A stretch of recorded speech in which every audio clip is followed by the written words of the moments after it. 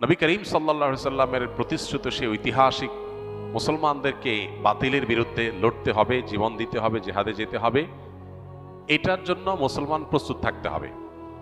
মুসলমান কখনো ভীতু হয়ে জীবন বাঁচানোর জন্য আপনার চেষ্টা করবে এবং শাহাদাতকে এড়ানোর চেষ্টা করবে, এটা মুসলমানের কাজ হতে পারে না। মুসলমান সবসময় শাহাদাতের তামান্না তার অন্তরে লালন করতে হবে।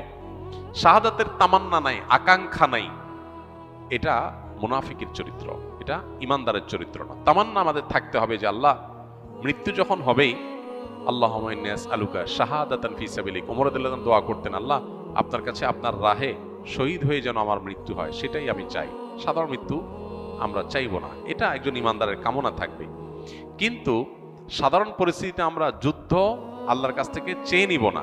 শাহাদাত চাওয়া আর যুদ্ধ চাওয়া এক জিনিস না। দেখেন ওমর রাদিয়াল্লাহু তাআলা আনহু শহীদ হয়েছেন, একজন অগ্নি পূজকের খঞ্জরের আঘাতে নামাজরত অবস্থায় তিনি মারা গেছেন, এবং শাহাদাতের মর্যাদা আল্লাহ তাকে দিবেন ইনশাআল্লাহ।